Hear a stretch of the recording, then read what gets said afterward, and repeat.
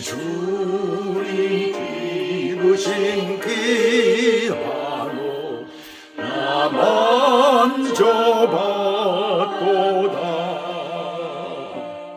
내 발이 죄악에 빠질 때 나를 붙드네.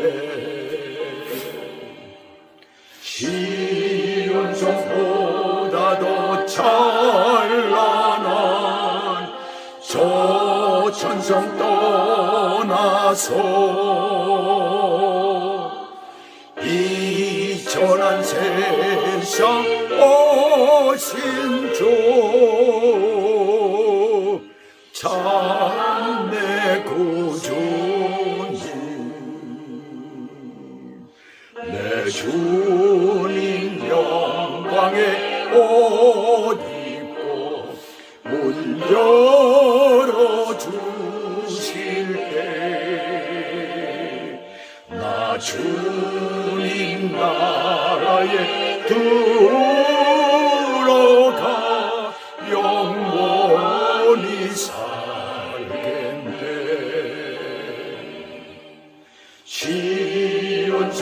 시온성보다도 찬란한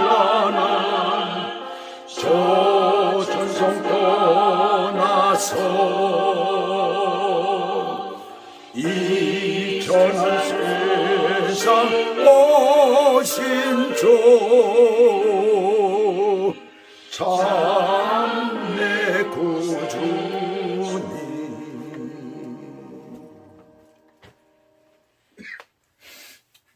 오늘 하나님의 말씀은 요한 1서 2장 1절과 2절입니다.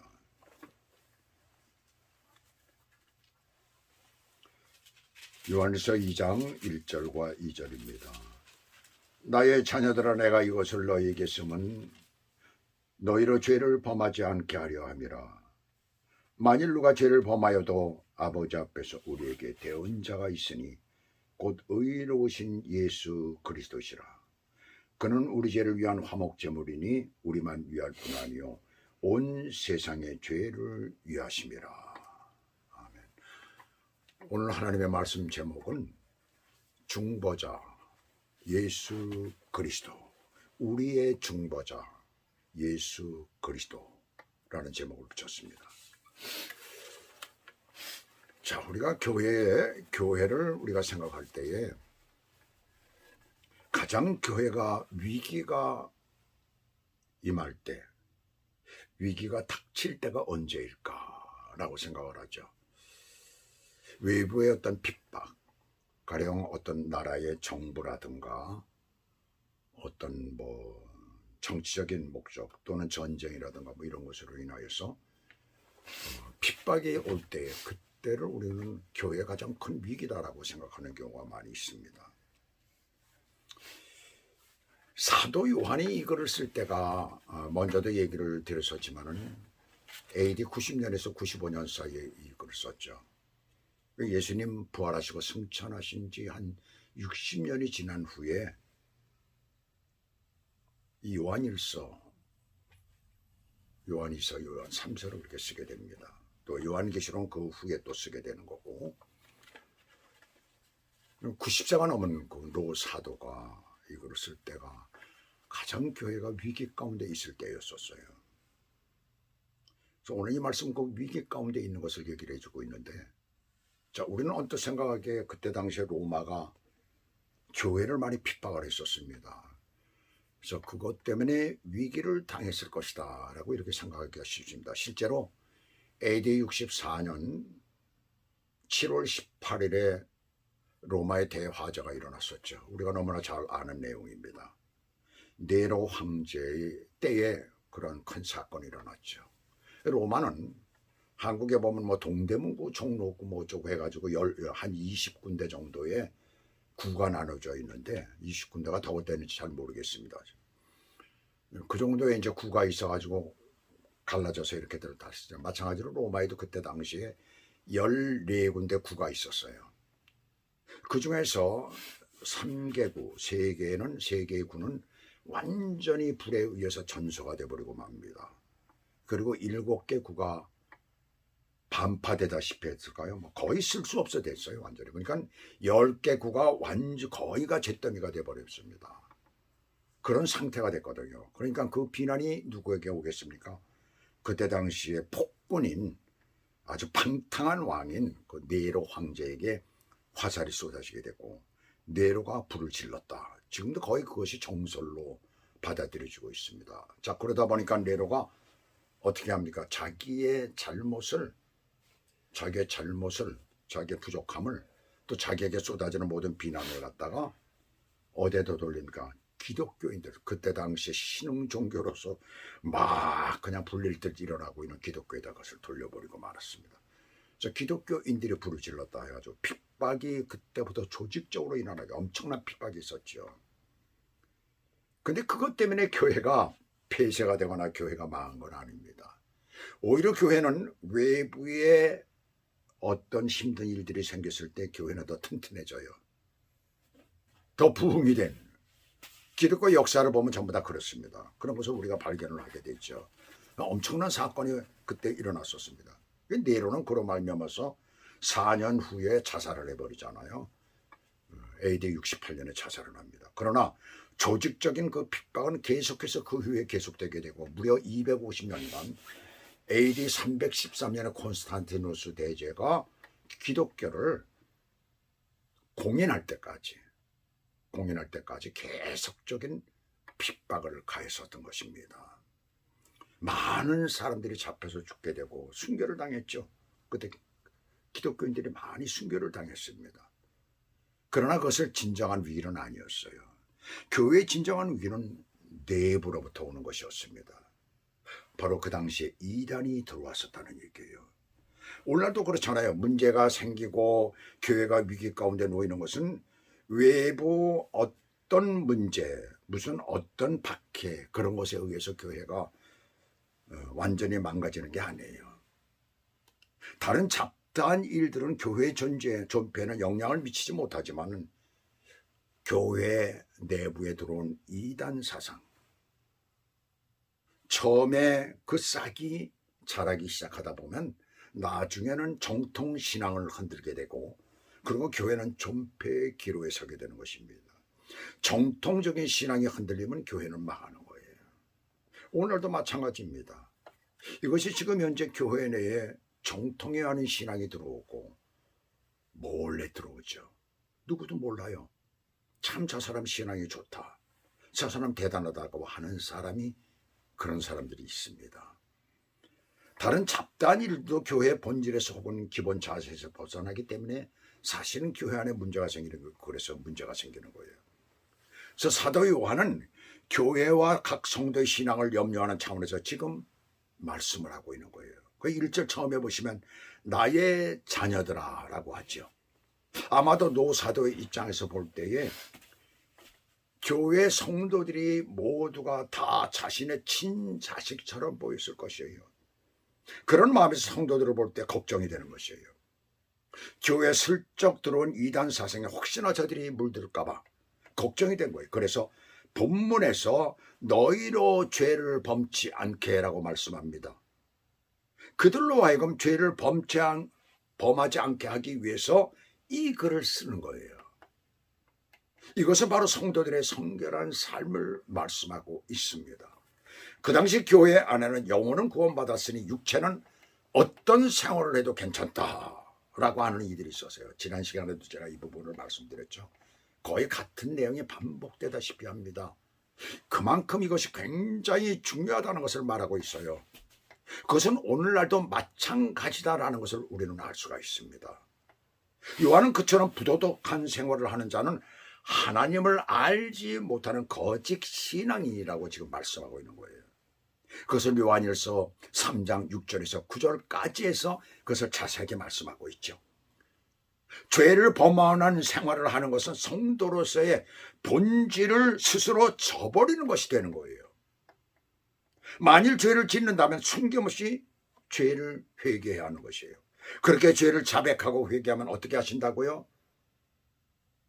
1장 9절에 보시면 만일 우리가 우리 죄를 자백하면 저는 밉보시고 의로우사 우리 죄를 사하시며 모든 불의에서 우리를 깨끗하게 하실 것이다 라고 말씀해요. 또 시편 32편 5절은 이렇게 말씀합니다. 내가 이르기를 내 죄를 여호와께 자복하리라 하고 주께 내 죄를 아뢰고 내 죄악을 숨기지 아니하였더니 곧 주께서 내 죄의 악을 사하셨나이다 라는 말씀이 나옵니다. 곧이란 말이 붙어요. 보면 이 말은 내 죄를 자복하여 하라면 지체치 않고 그 악을 사해 주신다는 거예요. 보니까 죄 가운데 악이 있다는 얘기입니다. 그것을 사해 주신다는 거예요. 오늘 우리에게는 이런 놀라운 은혜는 나의 죄를 대신해서 십자가에 못 박혀 죽으신 예수 그리스도 때문입니다. 그분의 공로 때문이죠. 우리 예수님의 공로 때문에 우리는 정말 이렇게 세상 살아가면서 죄를 짓고 있으면서도 여전히 하나님의 자녀로 의롭다함을 받고 살아가고 있는 거예요. 성도들은 그리스도의 피로 죄 씻음 받고 죄가 분리된 존재이기에 로마서 6장에서 말씀하시는 대로 다시는 죄의 종노릇을 할 수가 없는 것이에요. 죄를 자행하는 성도가 있다면 그는 성도로서의 의미도 가치도 자격도 부여할 수가 없습니다. 의를 행치 않고 죄를 범하는 그가 바로 마귀의 자녀다 라는 표식일 수가 있는 거예요. 시집가기 전에 유흥가, 그러니까 무슨 그 밤중에 무슨 나이트클럽이나 이런데 자주 다니던 그런 자매가 시집을 났어요. 그래서 이제 부인이 된 거야. 아이도 낳고. 그런데도 예수 믿고 난 후에도 그 버릇을 고치지 못하고 친구들하고 같이 어울려서 자꾸 유흥가 출입을 하는 거예요.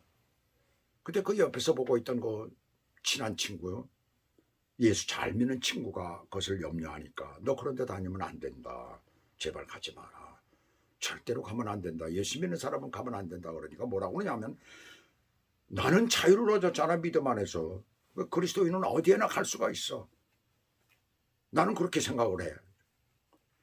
이 말을 들은 친구는 이런 얘기를 들려줬어요. 그래, 물론 네 말이 옳다. 틀린 건 아니다. 그런데 내가 작년 여름 친구들과 탄광을 견학한 일이 있었어. 그날 한 친구가 흰 블라우스를 입고 있었어. 내가 그에게 그런 옷차림을 모르는 견학을 할 수가 없다. 탄광 안에 들어가는데 어떻게 흰 블라우스를 입고 들어가느냐. 그리고 충고를 했더니 그는 바로 옆에 안나연에게 그것을 묻는 거예요.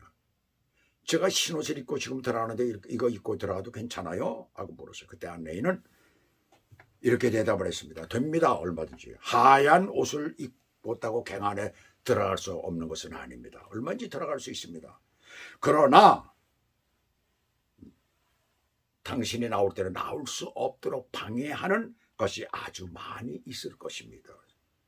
흰 옷을 입고선 그대로 나올 수 없는 것들이 너무 많다는 거예요. 그러면서 그 친구는 이렇게 얘기를 합니다. 이것은 그리스도인이 유흥가에 가는 것을 방해하는 것은 아무것도 없지만 경건하게 사는 것을 방해하는 것들이 많이 있다는 것과 똑같지 않겠니? 그 말을 들은 그 친구가 그 이후부터는 절대로 유흥가에 가지 않았다고 합니다. 사도 바울은 로마서 5장 20절에서 죄가 더한 곳에 은혜가 넘쳤다라고 말하죠. 이 얘기를 사람들이 잘못, 오늘날도 그렇더라고요. 죄가 많은 곳에 은혜가 넘친다라고 하니까 그러면 그곳에 들어가서 나도 죄를 지어야지. 그러면 은혜가 많을 거 아니야. 이런 사람들이 있어요. 그러면서 그것을 핑계 삼아서 죄를 지을 것을 대비해가지고 로마서 6장 1절에서는 은혜를 더하게 하려고 죄에 거하겠느냐? 들어갈 수 없다는 거죠. 그럴 수가 없다는 거예요.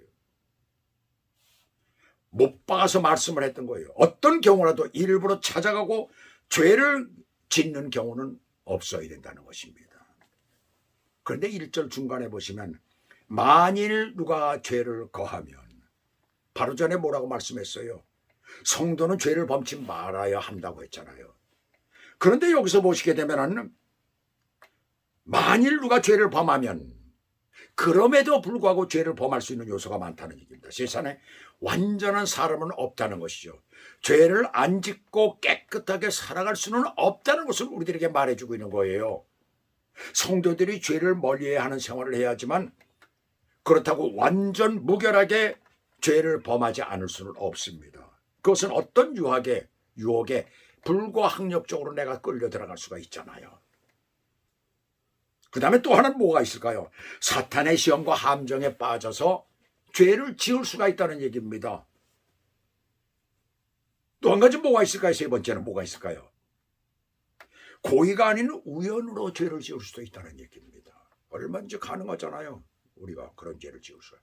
우리가 자동차를 운전을 하다 보면 내가 일부러 짓는 게 아닌데 찍힐 수가 있잖아요. 찍힐 때가 있잖아요. 나는 지킨다고 지켰는데 어느 날 느닷없이 티켓이 날라오잖아요. 나는 지킨다고 지켰어요. 분명히요. 그런데 그게 위반된 부분이 있었던 거예요. 고의로 내가 죄를 짓지 않고 그렇게 우연히 짓게 되는 경우가 있습니다. 죄를 범치 않고 완벽하게 사는 성도는 이 세상에 없습니다. 죄를 범한 후엔 반드시 신앙적인 고통과 환경적 고통을 맛보게 됩니다. 또 하나님의 준엄하신 징계를 경험할 수도 있다는 것을 알 수가 있어요. 그래서 이와 같은 경험을 통해서 성도들은 죄에 대한 두려움과 경계심을 지니게 되는 거죠. 이것은 성도의 신앙을 성장시키고 성숙하게 하는 계기가 되는 줄 믿습니다. 그래서 어쩌면 우리 신앙이들에게는 이렇게 열심히 우리가 죄를 짓지 않고 열심을 해서 하나님을 잘 믿으면서 가고 있지만은 죄가 필수적으로 따라올 수가 있다는 얘기입니다. 그것을 우리가 받아들일 수가 있어야 되는 거예요. 그것을 받아들이고 어떻게 우리가 처리를 하느냐가 중요한 것이다. 뿐만 아니라 이 일을 대언해 주실 변호사가 계시다는 거예요. 바로 대언자가 되시는 것이에요. 바로 예수 그리스도시라는 것을 하나님의 말씀을 우리들에게 말씀하고 있습니다. 예수 그리스도께서는 아버지 앞에 항상 계셔서 여기 보시면 아버지 앞에 계시니가 누구라고 했어요? 예수 그리스도시라고 그랬잖아요. 우리 죄를 대변해 주신다는 거예요. 변호해 주신다는 거예요. 자, 그렇다면 변호사가 죄인의 죄를 변호해야 한다면 무죄라는 증거가 있어야 되잖아요. 아니면 누군가 나 대신 죄를 져줘야 되잖아요. 근데 무죄라는 증거를 잡으려고 하니까 없어요. 아무리 찾아도. 그러면 누군가 내 죄를 대신 져야 하는데 자, 내 죄를 대신 질 사람이 이 세상에 있을까요? 로마서 3장 10절에 보니까 의인은 없나니 하나도 없다라고 했습니다. 또 로마서 3장 23절에 보니까 모든 사람이 뭘 했다고요? 죄를 범하였으며 하나님의 영광에 이르지 못하더니라고 말씀합니다. 내 죄를 대신해서 질 사람이 이 세상에 단 한 사람도 없다는 얘기입니다. 내 죄를 대신 지려면 죄가 없어야 되는 거예요, 그 사람이. 근데 이 세상에 그런 사람이 단 한 명도 없다는 얘기예요. 대신 질 사람이 없다는 얘기입니다. 지죄가 있는데 자기가 진 죄가 있는데 남의 죄를 어떻게 져요, 그 사람이. 그렇잖아요. 지죄도 해결 못한 주제에. 때문에 그 죄를 대신해서 하나님의 아들 예수 그리스도께서 대신 오시고 십자가를 지시고 피를 흘리신 것입니다. 왜 예수 그리스도께서 오실 수밖에 없었는가? 왜 하나님의 아들이 오실 수밖에 없었는가? 왜 삼위일체이신 하나님께서 오실 수밖에 없었는가? 죄가 없으신 분이잖아요. 또 한 가지가 있어요. 사람은 한 사람의 죄를 한 사람이 대신할 수 있지만 전능하신 하나님의 아들은 나 한 사람의 죄뿐만 아니라 온 인류의 죄를 대신 질 수가 있는 것입니다. 그래서 예수 그리스도만이 우리 죄를 사러 이 땅에 오실 수가 있었던 거예요. 그래서 예수 그리스도 그 사랑하는 아들을 이 땅에 보내신 거예요. 그래서 온 인류의 죄를 대신 지시는 화목제물이 되신 것입니다. 화목제물이 뭐예요? 옛날에 구약 성경에 보시게 되면 제사를 지냈었죠. 이스라엘 백성들이 5개의 제사를 지냈습니다. 번제가 있고 소제가 있고 화목제가 있고 그 다음에 속죄제가 있고 그 다음에 무슨 제가 있습니까? 속건제가 있고 5가지의 제사가 있었습니다. 그 중에 화목제는 거기에 제물로 드리는 것을 사람들이 먹었어요. 먹을 수가 있었어요. 나눠서 먹는 유일한 제사였던 것입니다. 피와 기름은 하나님께 드리고 그 다음에 가슴 부위와 오른쪽 넓적다리는 제사장에게 주고 그리고 나머지의 고기는 봉헌을 드리는 사람, 그 당사자와 그 이웃들과 함께 나눠 먹도록 그렇게 했었던 것입니다. 바로 어떤 뜻을 가지고 있냐면 하나님과 사람, 사람과 사람 사이에 깨어진 관계를 회복하고 화평을 이루기 위해서 드리는 것이 바로 화목제사였던 것이에요. 예수 그리스도께서는 신약의 예수 그리스도께서는 이 화목제를 이 십자가에 못 박혀 돌아가심으로 완벽하게 성취가 되는 것입니다. 저와 여러분은 한 사람 한 사람을 위한 화목제물이 되신 것이에요. 또 어느 누구나 어느 민족이나 예수 그리스도를 믿는 자는 하나님과 화목게 되는 축복을 허락하신 것입니다.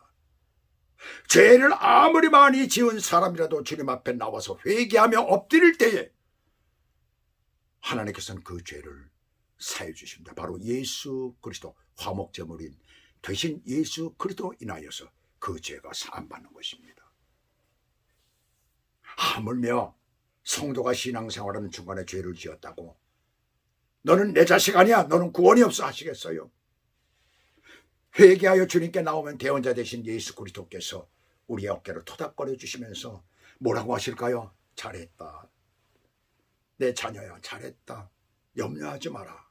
그러면서 어떻게 하실까요? 아버지께 아버지 이 사람은 내 사람이에요 라고 이렇게 말씀하실 거라는 겁니까? 그래서 사해지는 거예요. 우리가 죄를 고백하는데 자백할 때 회개할 때 순식간에 그 일이 이루어진다는 일입니다. 뉴욕 마나탄의 차이나타운에서 있었던 일입니다. 미국인 여자가 전자제품을 파는 가게에 들어갔더니 행운의 부족을 보여달라고 했어요. 여자가 들어가서. 그러자 나이가 지긋해 보이는 그 중국인 여자가, 중국인 여주인이죠, 의아하다는 지 손님의 얼굴을 힐끗 쳐다보고는 그 부족을 아마 거기에 많이 파는 모양이에요. 그래서 부족들을 다 내놓고 이 중에 어떤 것인지 가지십시오, 저 고르십시오 그랬더니 미국인이 뭐라고 얘기를 하냐면 그 여인이 이 부족들 중 어떤 것이 가장 좋은 것인지 알려주세요. 정말 효력이 있는지. 저는 그것이 필요합니다. 우리 아들이 남태평양으로 배 타고서 나가 있거든요. 그래서 그 애를 보호해 줄 만한 그런 어떤 부족이 필요해요. 지금 이 말을 듣고 난 가게 주인은 웃으며 입을 열었어요. 부인께서 원하시는 것이 있긴 한데 지금 여기에는 없습니다. 그랬더니 그 제발 부탁이니까 그렇다면은 그것을 어디에 있든지 지금 가져와 주십시오. 가격이 얼마든지 제가 사겠습니다. 그때 이 여주인은 뭐라고 얘기를 하냐면 그렇지만 그것은 돈으로는 살 수 없는 것입니다. 바로 예수 그리스도이시죠. 내게 있어 예수님만큼 확실하고 효과적인 보호는 없답니다. 내게는 아들이 셋이 있고 손자가 셋이 있는데 그 애들이 태어나자마자 예수 그리스도께 맡겼지요. 그러고는 예수 그리스도께서 잘 지켜주시기를 날마다 하나님 앞에 기도하고 있습니다. 물론 하나님께서는 저의 기도에 응답해 주셨고 앞으로도 그러실 거라고 저는 확신하고 있습니다. 부인, 예수 그리스도만이 진정한 보호자가 되십니다. 그분께 당신의 아들을 맡기시고 당신 자신도 맡기시길 바랍니다. 부인께서도 예수 그리스도를 믿고 우리 주님 앞에 하나님 앞에 기도하시면 당신의 삶 가운데 놀라운 역사가 일어날 것입니다. 예수 그리스도께서는 지금도 저와 여러분을 위해 우편에서 간구하십니다. 우리가 죄를 범할 때는 하나님 앞에서 중보하십니다. 그분께 여러분의 일생을 기쁨으로 맡기시길 주 예수 그리스도 이름으로 축원합니다. 믿지 않는 자에겐 구원의 중보자가 되시고 믿는 자에겐 보호의 중보자가 되시는 예수 그리스도 앞에 오늘도 나아가시는 저와 여러분 되시기를 축복합니다. 기도하시겠습니다.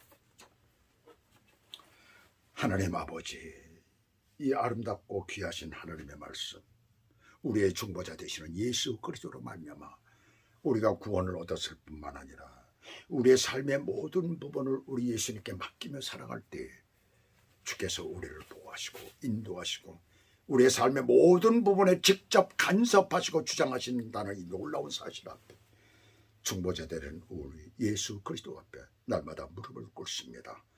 하나님 아버지, 그러한 믿음을 가지고 오늘도 삶 가운데 승리하게 하시고 우리의 삶 전반에 걸쳐서 우리 주님으로 충만한 삶을 사는 믿음의 사람들이 되도록 우리를 축복하시고 인도해 주시옵소서.